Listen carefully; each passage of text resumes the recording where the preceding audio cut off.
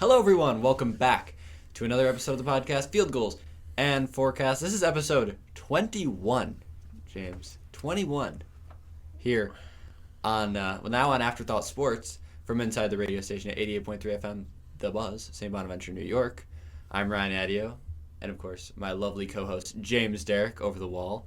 21. Honestly, can you believe that we've done 21 episodes? I can't believe is the fact that we missed our 20th episode. We did. I should have done a little surprise party for you, but I wasn't thinking about it. When I went to save the audio, I just saw that it was number 20. I went, oh, that's cool. But now I know. I'm like, wow, we're 21. Our podcast is legally allowed to drink. There you go. Yeah. So.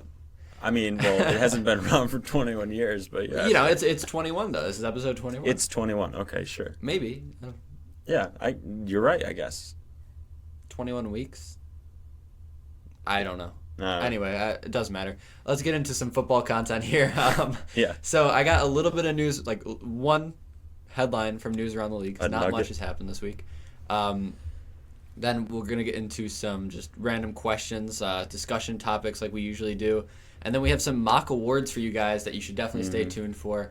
And at the end of this episode, I'm going to put an interview with Bills legend, Steve Tasker, at the end of this video. So stay tuned if you want to listen to that. It's not with James, but it's with me. I'll be there. It's a good interview. I'm going to put it at the end of this episode. Anyway, let's jump into this first bit of news here. T. Higgins, rumored to be franchise tagged again by the Bengals for the second year in a row for him, and it might be so other teams don't sign him. What do you think? Just of course it's so other teams don't sign him. I don't know how is T. Higgins just going to keep letting this happen? How much money is the franchise tag at the moment? Do you know? I don't know. It'd be important. It'd be important to know that because what's T. Higgins' expected salary versus the franchise tag, and then. It is $25.693 million. I don't know. Was T. Higgins going to be paid $25 million in free agency? Probably. So why is he taking just another year, like a kind of bet on yourself year? I guess he can't really take it, right? Right. There's nothing he can do. He can't say no, I'm pretty sure. So that's kind of bad. I'm not going to lie. Yeah. I don't know if I love fun. that. Especially if you're like T. Higgins. He's easily going to get the bag if he goes anywhere else this offseason. Yeah, and he easily would. They just say no. That's it. You can't leave. Yeah. They say, by the way, you're a Bengal. Sorry. Yeah. It's a surprise. I guess I'm upset for him, but also I think they're going to sign him to a deal. They're just franchise tagging him for now so he doesn't go and look for other teams maybe. I don't know. We'll see. I think the franchise tag is a beautiful way for the Bengals to keep T. Higgins without having to lock him into a multi-year deal. And remember, they have to pay Jamar Chase this offseason. Can't avoid it. Yeah, unless you really want to lose him. But, yeah. Well, if they have to pay Jamar Chase, it almost doesn't even make sense to franchise tag T. Higgins because now it's $25 million that you don't have, right? Yeah. Yeah. At least if you have a multi-year contract, you can backload that, and you can have more money for now. I don't know. You know what I mean? Maybe. I don't know if... I think the franchise tag would get canceled if they signed him to a deal. Oh, okay. I would assume. I would hope so. Well, that's not even what I'm saying. I'm just saying, in general, if he signed for, 3 years, $75 million... They could just decide to pay him only $20 million this next year, and then increase it as he goes on, so that they can afford to keep Jamar Chase. But I don't know. It's the Bengals. Do they keep their star players ever really? No. They signed Joe Burrow to a huge deal, but every single good defender they've had in the past 3 years is gone. Yeah. Jesse Bates is gone.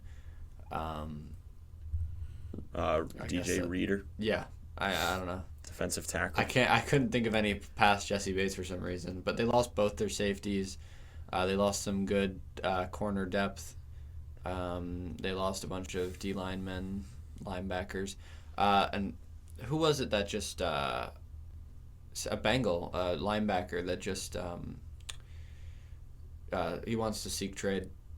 Oh, I'm unaware, actually. Okay. I should be more up to date with the news. Let me Google it. You can go ahead and do that. But Okay. You keep talking about T. Higgins. Jermaine Pratt. Jermaine Pratt, he filed for a trade off the Cincinnati Bengals. He filed for one? You can just, all right. Well, he requested to be traded. I don't know why I use such fancy words. That's on me, I guess. He requested a trade off the Bengals, which, fair enough, honestly. Mm-hmm, yeah. I mean, didn't they also lose their defensive coordinator? He did. He was, I think the news report that came out was that he was really close to Lou Anarumo. So that's why he wanted to leave. Well, there you go. That makes sense, yeah. But anyway, that's really all the news we have. The Bengals are kind of falling apart a little bit here. Let's just get into some questions here, just some discussion topics. Yeah.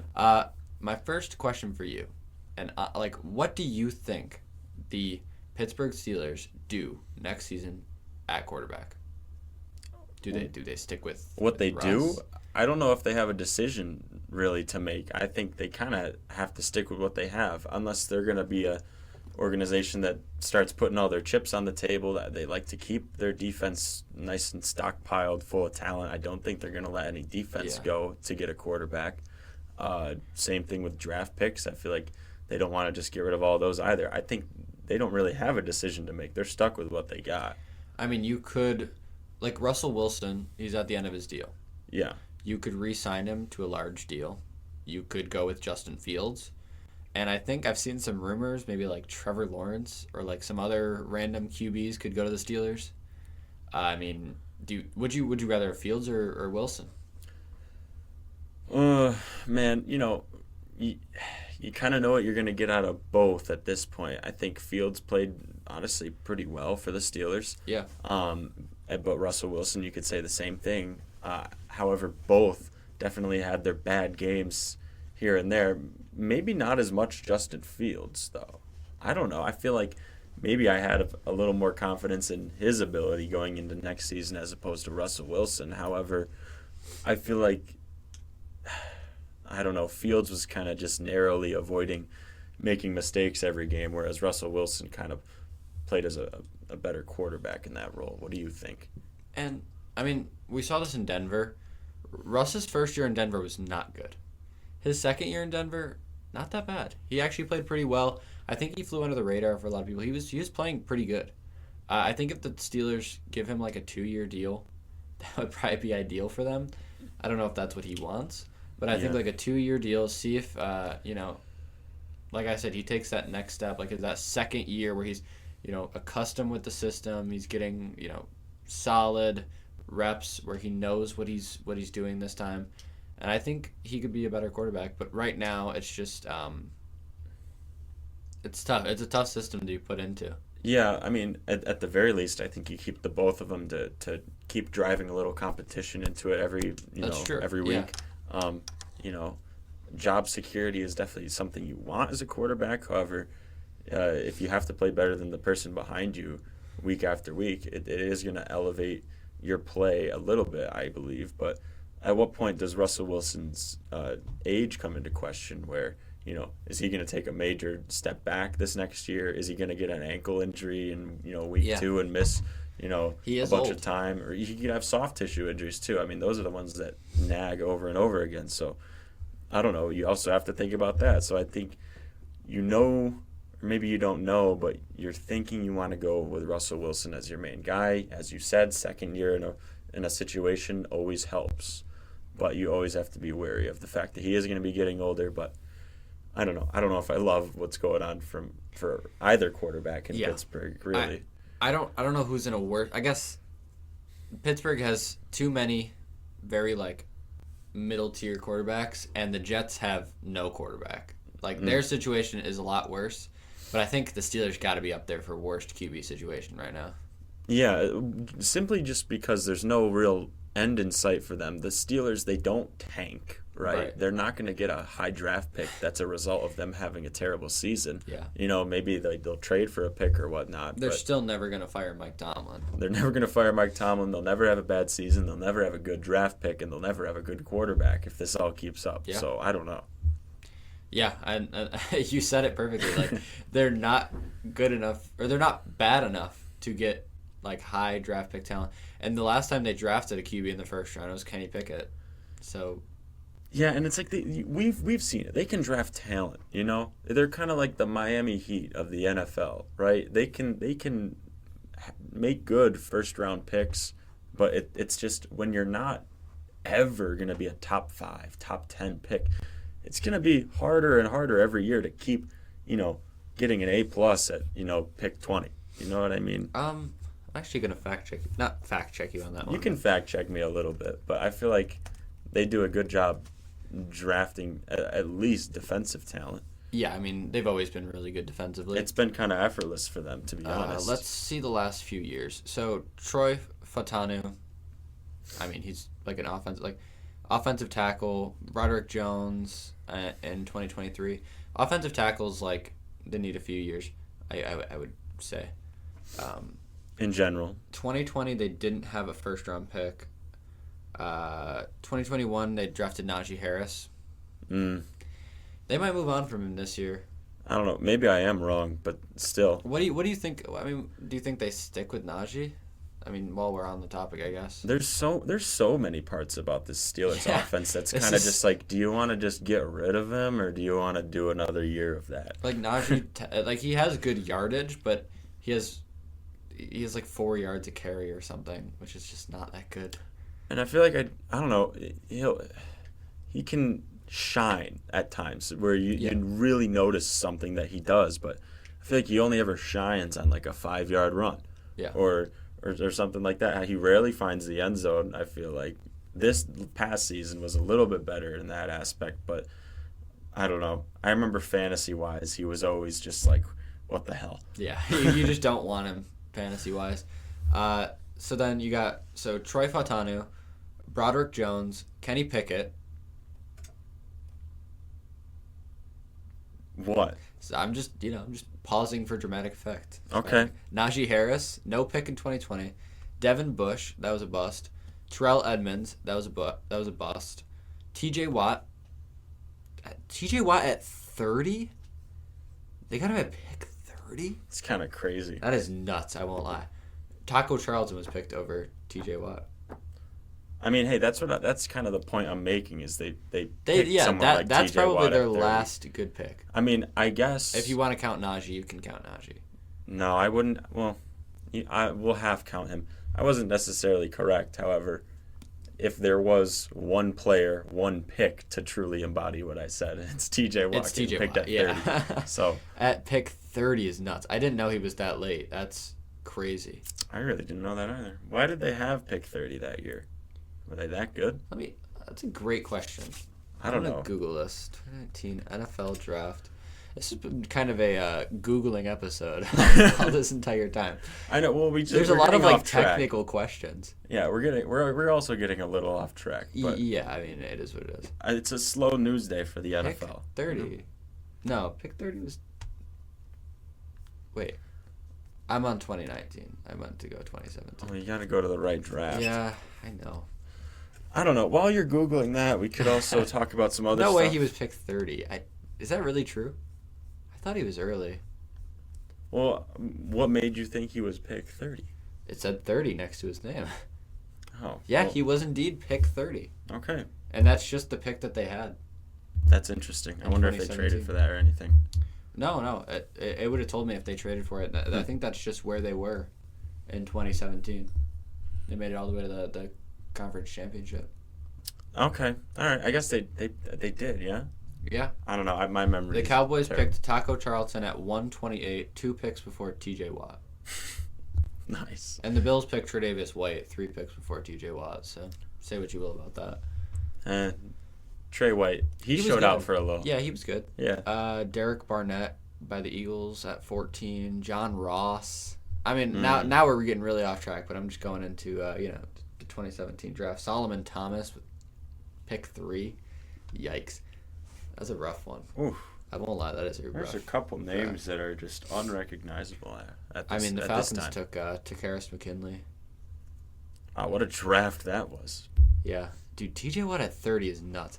How do you not draft him if their last... Like, his brother was in the league. His brother was in the league since 2013. I don't know. Maybe they rigged it so that he just goes all the way down to the Steelers. I have no idea. Anyway, Good for them, that man. worked out really well for them. But that was probably their last good first-round pick, unless you want to count Najee. So, another kind of linebacker that is... I'm kind of trying to relate this to TJ Watt a little bit, but it's not really working.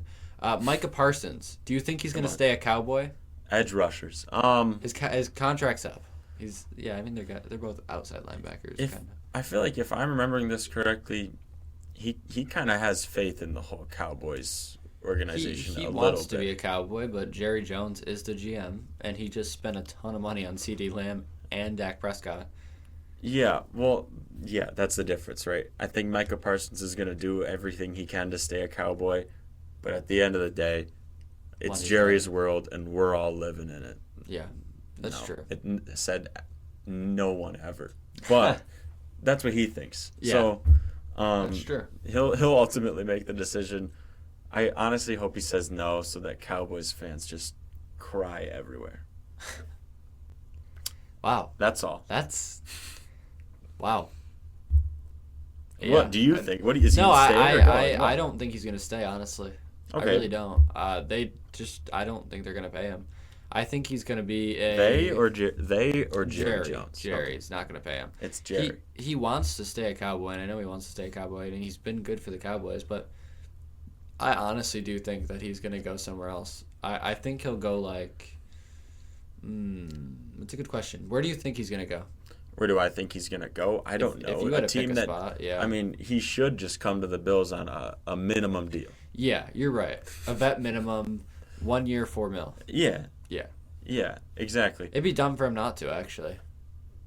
He's gonna end up on the Chiefs anyways. Him and Myles Garrett. They're gonna trade for Myles Garrett. He's gonna be an Eagle. Oh, him and Myles Garrett on the Eagles. He's gonna be on the Eagles. Jalen Carter and Nolan Smith. Oh, there could be so many terrible places for Micah Parsons to go, but I don't know. It's hard to really think about team needs and exactly where he'll be at, especially when not everyone has the cap room for Micah Parsons. I don't even know the kind of money he's going to want either. Yeah. I mean, what kind of money does an edge rusher on the market get right now? A lot. I mean, not a lot, but like he'll want a lot, and he deserves a lot. He wants a lot and he deserves a lot, but it's who's going to give him a lot? The Eagles. Yeah. And that sounds so stupid to say, but they have so much money, and they could make a huge splash if something like that happened. I don't know. He might be asking for too much. Maybe the Falcons. That you guys could use him. I would 100%, I would be excited if he went there, but I don't know. What's the money situation like? Decent. Yeah. I mean, yeah. Would you have to get anyone out? Any bad contracts you'd have to get out of there? I know there's a lot on the spot right now. I mean, Kirk Cousins' contract is bad, obviously. Yeah. Richie Grant, we'd probably have to let go of because he's not that good. I don't know. Kirk Cousins is still making. I think who we paid. He's only making good money like next year, right? Kirk is. Yeah. So they signed him to a 4-year contract. I think it's 4-year, $200 million. Does that sound right? Something like that. Yeah, so he gets like 75, or not 70. He gets like 2 years of $100 million, and then he gets like $20 million the third year or something like that. Kirk Cousins. Is that right? I don't even know. I don't know. It's a very front-loaded contract. He has guaranteed money in the first 2 years, and then like $5 million guaranteed in the third, and then $0 guaranteed in the fourth. It's something like that. Yeah, His contract is set up very weird. Is the total contract is 4 years, $180 million. Okay, so then he gets. I don't really know how it's broken down. Though. So it's probably if it's 4 years, you said 180. Yeah, 180. I'd be willing. Oh, actually, here we go. The 2025 cap hit is going to be $40 million. 2026 is going to be $57 million. Oh, that almost doesn't even sound right. Dang. And then, hold on. Yeah, this looks like it's backloaded, in all honesty. We might be wrong about this. No, that can't be right. I don't know, man. It looks like cap hit in 2024 is $25 million, unless they can restructure it. What are you looking on? This is on spotrack.com. I mean, yeah, that's pretty. I don't know. I kind of feel bad. There's no way, right? It says he's gonna be making $57 million in the third and fourth year of that contract. That is what this looks like. But I swear it doesn't. It should be the other way around. Yeah, and I feel like the Falcons would make it the other way around. $90 million guaranteed at signing, and that's 2024 salary and 2025 salary. 2026 roster bonus is $10 million. So he's making $90 million between 2024 and 25, and then 10 in 26. Gotcha. I think, yeah. And 2027, there's no guaranteed money. Yeah, I guess it's where the guaranteed money falls, right? If he was playing good enough to get that money in the third and fourth year, he'd get it. And apparently he has a no trade clause, but I think... I don't know. I don't know if he would honor that. And then I guess if he wins a Super Bowl with 50% of the snaps, he gets $2 million. See that at the bottom? So he could be in for $2 million. He could be in. If he plays 50% of the snaps. If he plays 50% of the Super Bowls, if 50% of the snaps in the Super Bowl, he would get $2 million. Yeah, that's not on. That's not happening. That's not on the Falcons' agenda. And $34 million of 2024-25 salary is insured. Anyway, that's just a bad contract. It was a bad contract when we signed it. I was just kind of trying to cope a little bit. Trying to cover up a little bit, you know. There you go. Yeah, I mean, I did want him to be good. It just didn't work out that well. All right. No, anyway, we can move on to the next discussion. You say Micah Parsons is staying at Cowboy. I say he's not. Are the Eagles the next NFL dynasty? If they get their hands on Myles Garrett or Micah Parsons, absolutely. But hey, you know what?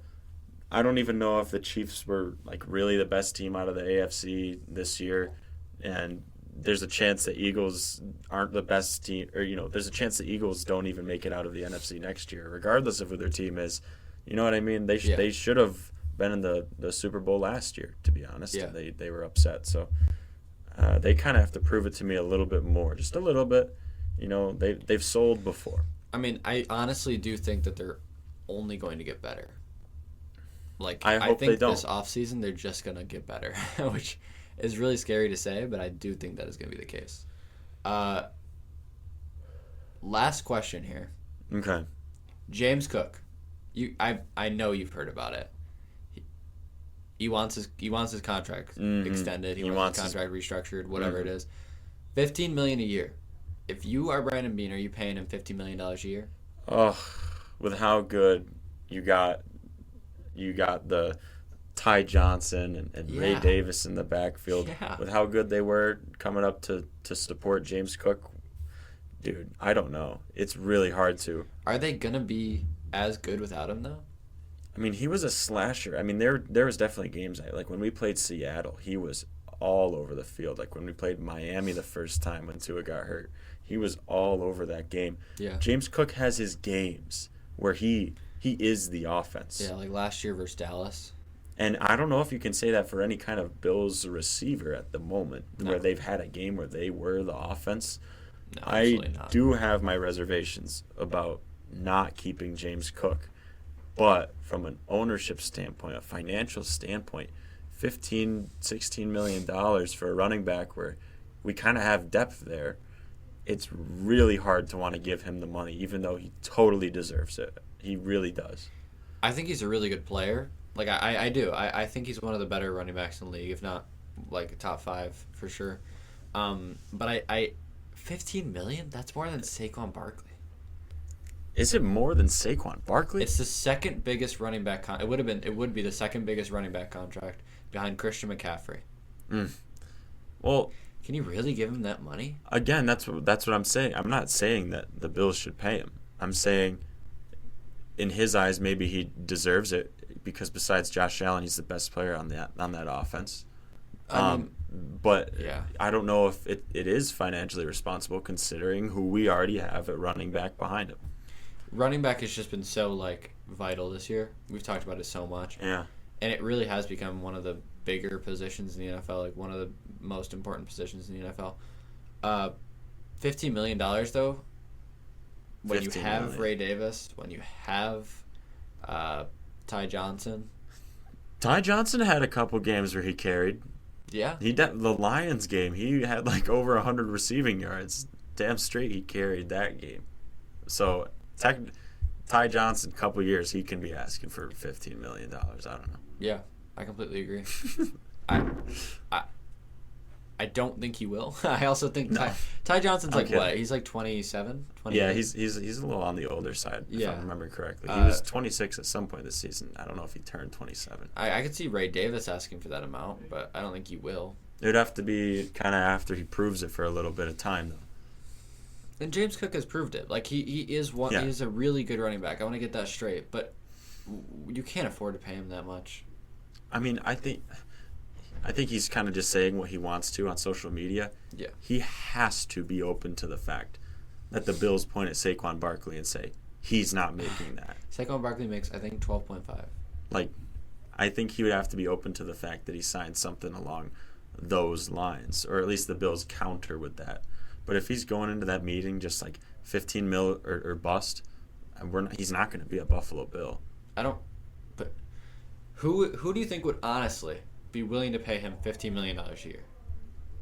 I don't know. That's I guess what you're getting at is he would have to test free agency, and I don't know who would give it to him. I don't think anybody would. What other team really has a need for running back and that bad? And who has bad? the cap to do that? Especially Cowboys don't want to do it. Especially with who's on the market. Obviously you got Micah Parsons out there, but also teams are interested in trading for Myles Garrett, who's making plenty of money too. Yeah, I mean the Cowboys won't want him. They said Derrick Henry was too much, and they didn't even pay Derrick Henry that much. The Steelers, maybe. We just talked about Najee Harris. I mean, yeah, I don't think they're gonna want to do that. I think they can get Najee for less than that. Bengals won't have the money to do it. I don't know who's really gonna sign him. Well, and if that's the case, then this will just be something that goes on for a while, and he goes unsigned for, kind of late into the off season, and then he someone will pick him up, or the Bills will pick him up for cheaper. Yeah, but it would have to. Yeah, it would have to take pretty much everyone saying no to $15 million first. I don't think he's gonna get $15 million anywhere. Yeah, that's just what I think. Let's move on to our mock awards for this season. We both have 5 awards, and we also have some fantasy awards to give out. You remember fantasy? Yeah, we did that in the beginning of the season a little bit. Yeah. I forgot about it a little bit. I won't lie. Seriously, yeah. We can go back and forth. Sure. Yeah. So you've heard of most valuable player. I have least valuable player. Boom. It's kind of a split vote for me here. The easy answer is to say Deshaun Watson. Deshaun Watson obviously ruined the Browns franchise a little bit. All those draft picks they traded to get him. Now Myles Garrett wants out. Now Denzel Ward wants out. Greg Newsome wants out. Everybody just wants out of Cleveland now that Deshaun Watson is there, and he's making them get a new quarterback, and he's hurt. And when he got hurt, they actually started doing better. Yeah, I don't know. Yeah, I also just real quick, I would like to add, if your LVP is Deshaun Watson, it stands for 2 things: least valuable player, least valuable person as well. He's not a good guy necessarily. And least. Although I can't necessarily speak on that, but from what I've heard. I mean, yeah, fair enough. And so that's my first half of the season least valuable player because he did get hurt. My second half of the season, Drew Lock. He cost the Giants the first overall pick. Well, he threw an interception every single one of his games, except the one where he played prime Tom Brady. And he threw for 5 touchdowns, 4 touchdowns. So that qualifies him for least valuable player. Yeah, he decided one random week against the Colts he was going to go crazy. Yeah, but you know what? This takes a lot of pressure off the Giants. Now they can't maybe they can't mess up as much because they don't have all of the prospects at their hands when it comes to draft time. But they don't have all the prospects. They don't have the first overall pick. Yeah, but you know what? That's too much pressure for the Giants. They're gonna screw it up. They're gonna take someone terrible. I guarantee you that they couldn't pick first anyways. That's true, I guess. But that's why I think. And my honorable mention is Jake Moody. He missed 10 field goals this season. He kind of cost the 49ers most of their season. He was really bad. And then Greg Zuerlein is up there too. He was really bad. Yeah, Jake Moody, just another faction of the 49ers that just totally the bed this year for no reason, injury-wise, and then also the fact that he just played horribly, even though he's obviously not a horrible player. Yeah.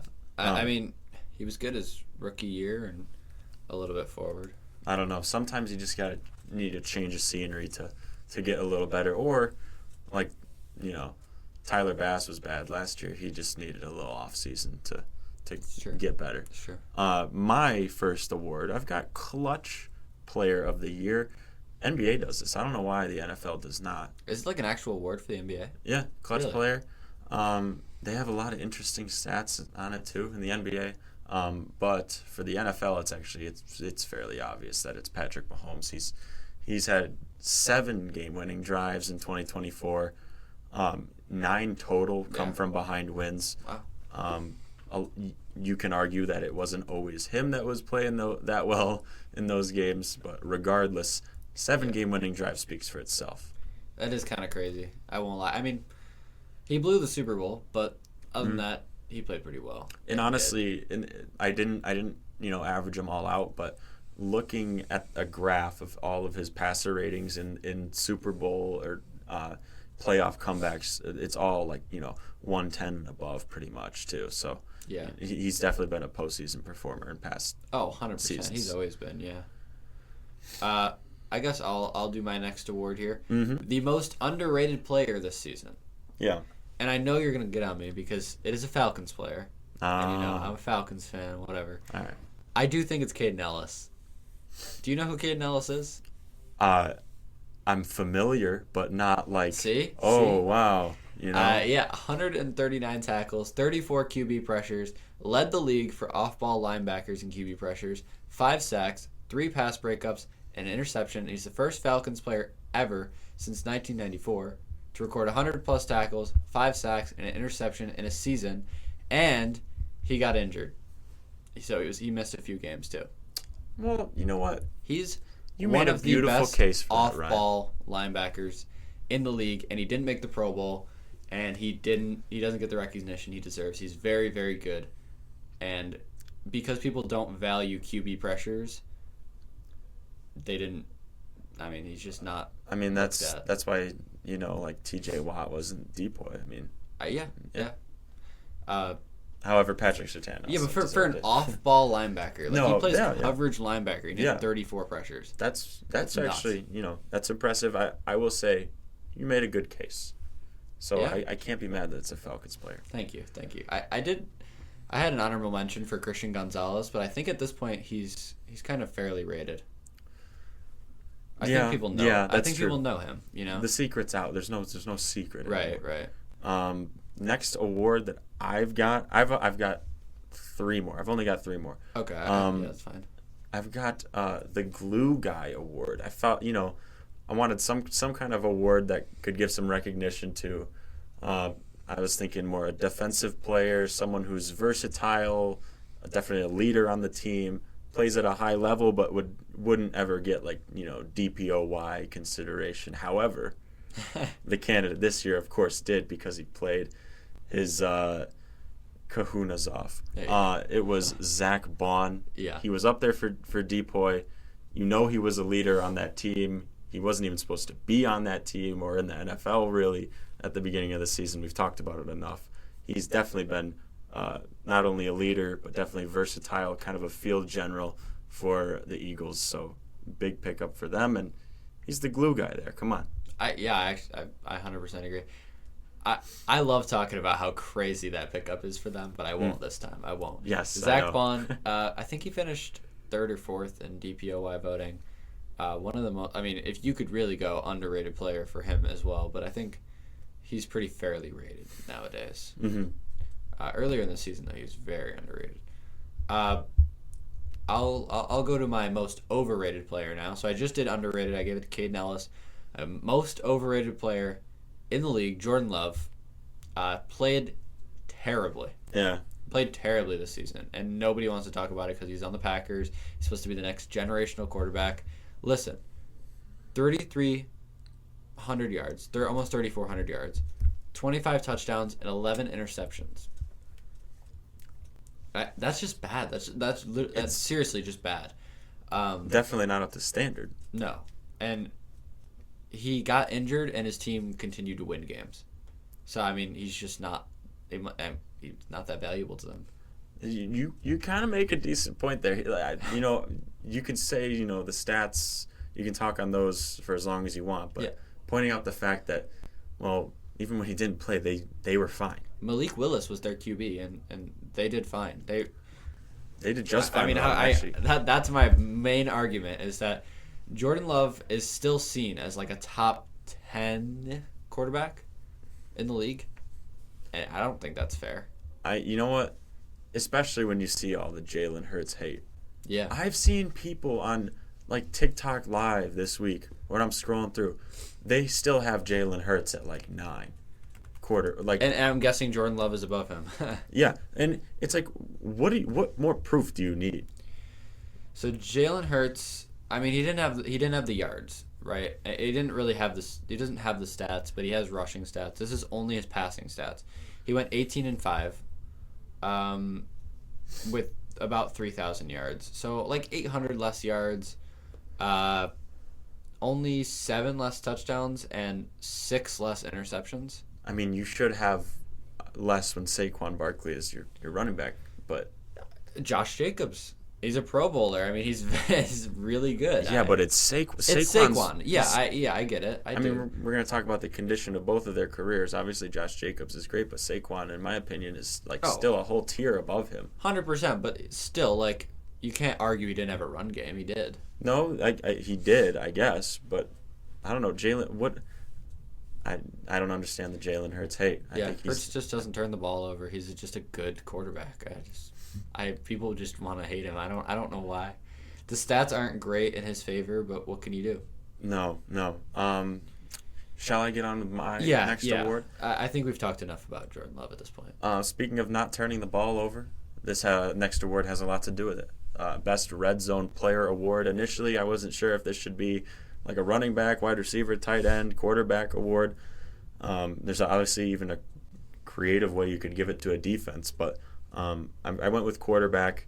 It was very close between Joe Burrow and Lamar Jackson, as well as Josh Allen was in there. But ultimately, Lamar had great red zone numbers, 34 red zone touchdowns, almost 70% completion percentage at 69.8, 378 total yards. Joe Burrow, I think, had like 440 total yards in the red zone, but with like double the pass attempts. Lamar Jackson did all of this with almost the lowest attempts on the list of people that qualified.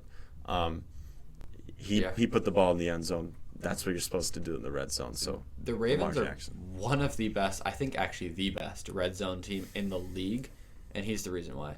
I think people overlook that a lot. As soon as the Ravens get in the red zone, they score.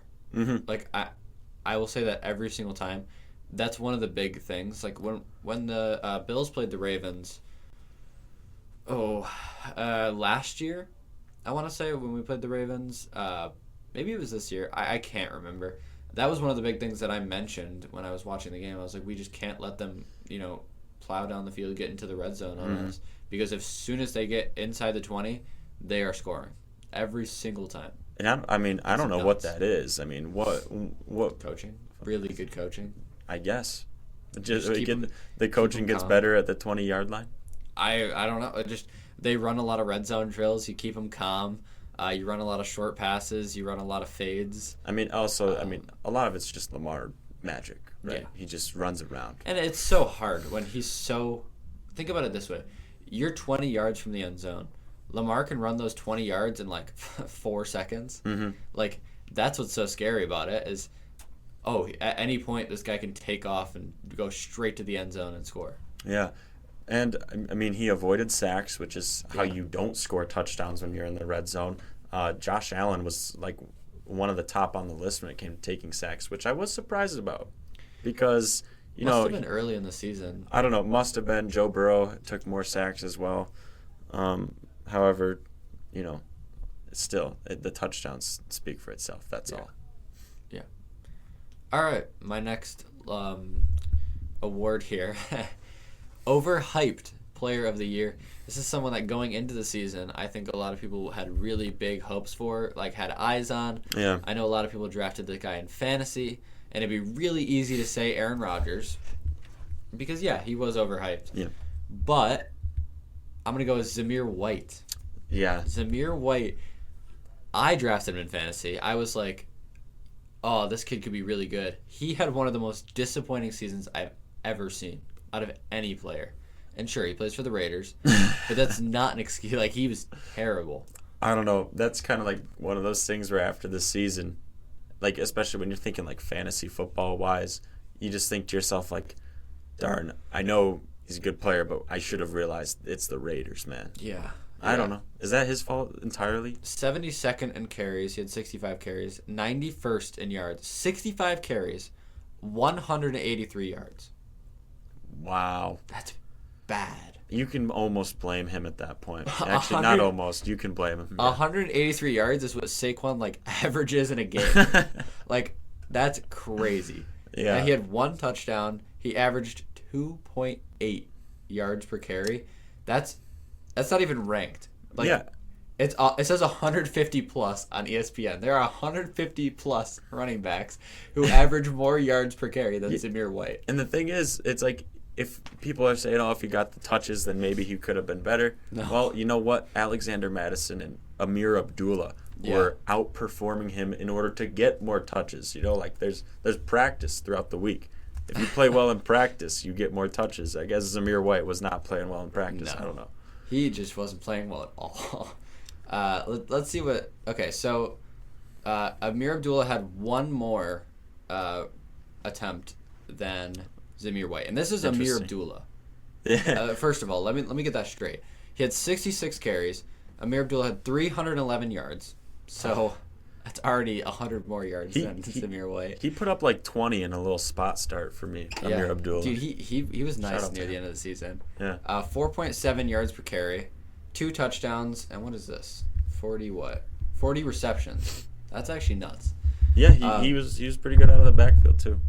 That's crazy. You got outplayed by Amir Abdullah. And you're like young. He's young. Like this is his 2nd year in the league. It's just bad. It's bad. Maybe he's gonna hit the training really hard this offseason. I think he's gonna hit the free agency in this offseason. Let's go into your last award. I'm sick of talking about Zamir White now. All right. So my last award, Crybaby of the Year. Unfortunately for him, I'm gonna have to give it to Aaron Rodgers. Yeah, there it is. He was a crybaby this year, a little bit. Like, it's not like he treated media that horribly necessarily, but you're blaming your teammates too much, man. At one point this year, you said, Aaron Rodgers, when you watch my press conferences, I've started with myself when it comes to mistakes. That is true. He definitely does. He recognizes that. So I wasn't calling out Mike for anything but for his responsibility for the details of that play. This is when Mike Williams ran the wrong route. Yeah. We should all be held to a standard. Mike Williams was traded from the Jets just a couple weeks after he said this. Aaron Rodgers literally sold his teammate. Yeah, he did. Aaron Rodgers is the reason that Mike Williams had to pick up his family and move to Pittsburgh, of all places. I mean, you went from New Jersey to Pittsburgh. I guess it's not too bad. No, it's not bad. It might even be an upgrade, but crazy. Maybe. Crazy. But yeah, just stuff like that where it's like, I understand even if he did run the wrong route, Aaron, you Come don't on. need to air him out on Yeah. TV about it. Like That's something especially you talk about in practice. especially when he's a tradable guy. Yeah. You should be the leader of the team to protect him from that. So in this instance, I think you're being a little bit of a crybaby. One final award here for us here at Field Goals and Forecasts. The annual Field Goals and Forecasts Award. Injury of the year. This is one that's just sad. Aiden Hutchinson. Injury of the year is crazy. His leg, man, that was bad. It was really bad. No. Did you saw the replay on that and stuff? Yeah, It wrapped around the other. Oh man. Horrible injury. But Yeah. But I think that was the most gruesome injury of the year. So the one injury of the year. Congrats, Aiden. And honestly, when it comes to impact too, I mean, there wasn't a more impactful player That's for that true. defense That's unless the secondary. They might have gone to the Super Bowl. Yeah, who knows? Maybe. He'll be back though, so at least that's good. And we're gonna go into some fantasy awards here. Yeah. We've got 5 fantasy awards to give out. You want to start? I could start. Either way. Well, I mean, let's just start off with the MVP of this fantasy football season, which I think everyone can, We agree on this. with resounding amounts of volume, just say Jamar Chase. Or if you want to shout out Saquon Barkley, go ahead and do that. But Jamar Chase, I mean, 40-point weeks, 50-point weeks. He was nuts. No one touched him, really, in terms of fantasy production besides maybe Saquon. Saquon was good. I think he just had some underwhelming weeks as well. I mean, sure, Jamar did too, but And honestly, his underwhelming weeks sometimes were just because the Eagles just scored and it wasn't him. Yeah, right. It's not like his team had bad weeks. Still, obviously they're both very good, but you also had Jamar MVP. I did. Yeah. Okay, yeah. Settles that. Steal of the draft, then. Yes. Who's your steal of the My draft? steal of the draft is Brian Thomas Jr. He was the 49th receiver drafted, 112th overall, and he finished wide receiver 9. He was so good for so many teams. I wish I got him in the free agency or on waiver wires, but I did not. Well, unfortunately, he wasn't always available on waiver wire. A lot of people were picking him up. Yeah. Especially in 10+ leagues, I feel like you weren't picking up Brian Thomas Jr. on the waiver. However, I will agree he was very good, but he's one of those he's a rookie where you kind of you take your gamble on him here or there. You either gamble on him or you don't. Right. My steal of the draft is Chase Brown. We've got 2 Chases so far, Jamar Chase and Chase Brown. 2 Bengals too. 2 Bengals.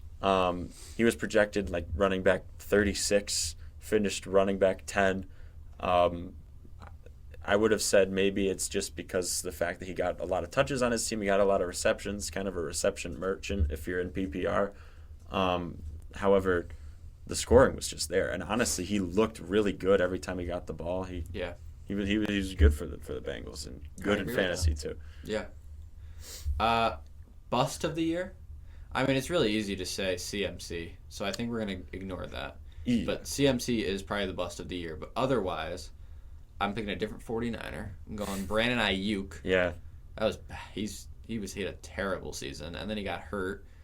Obviously, the injury's not his fault, but he still had a terrible season even before that. So he is my bust of the year. I remember we were at least I was making excuses for him in the early parts of the season. Like I think until like week 4 or 5, I was like, oh, he didn't play the preseason, he didn't get those reps in, and then in like week 12 rolls around and he's still putting averaging across like 4, donuts. So at a point, stop making excuses. Right. My bust of the year, because he was on my team, maybe not worthy of bust of the year. However, he didn't play well at I all. did not like him for this season. Tyreek Hill, man. Yeah. He was like, people were picking him at 2, Yeah, I mean, You a lot of people could have gotten away with 1. Yeah. So, just for that, I mean, middle of the season, obviously no Tua. I think that's what it boils down to. That's what killed him, 100%. But still, terrible points. Just not good, yeah. 2 more to go here. We got the waiver wire guy. Best pickup on the waiver wire. That's a lot to say, I won't lie. I'm going to go with Bo Nix. I also have Juwan Jennings on there. Because Juwan Jennings put up like 50-point weeks a couple times, which is nuts. And then Bo Nix, he finished, I think, QB 6. I don't think anybody drafted him. Not in my league. I mean, Right. unless someone was like trolling, you know. Yeah, right. But no, he was huge on the waiver wire. I actually forgot about the player you said. I had another 49er. He wasn't like a whole year long waiver wire pickup kind of guy, but he got you through the middle of the season, those dog days. Jordan Mason. Yeah, he did. He quite literally picked up the CMC load and carried it. I mean, he was good. He was good. He was touchdown dependent, but he would score 2 touchdowns a week, so it didn't really matter. Yeah. But yeah, shout out Jordan Mason. He was a good waiver wire pickup. And our final little award here for the annual Field Goals and Forecast Fantasy Football Award Show, we have the Unsung Hero Award. Someone who wasn't really talked about this season, but kind of helped out a lot of teams when it really mattered most. Give me Alvin Kamara. All He's right. on my team. He finished running back 9. He was like a 6th roundish pick. He came in clutch when I needed him most. I won't lie to you. I don't know. Is Alvin Kamara an unsung hero? I think so. Nobody was talking about him. Maybe preseason he didn't have as much hype, but I don't know. I feel like he's always been a lock to be a top running back. You know what I mean? But then you get through the season and everyone's talking about your CMC or Bijan, like that kind of thing, like Saquon, and it's like nobody talks about Alvin Kamara. Yeah, I guess. But my unsung hero, truly an unsung hero, Jonnu Smith. Yeah. From week 7 forward, Jonnu Smith averaged 16.2 points for the tight end position, which. Yeah. Everybody knows the tight end position was so thin this year. He could have been my pick for waiver wire pickup, of the year. Yeah, that's but true. I think he was more of an unsung hero. I guess there was a chance you could have drafted him. But I doubt it. I mean, for a tight end, 16 points a week from week 7 onward, that's pretty damn good. So I'll give him his props. Yeah. Well, that will do it for our awards, and it will also do it for this episode of Field Goals and Forecast.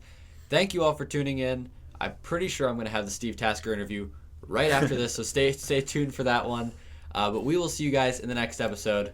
Bye-bye.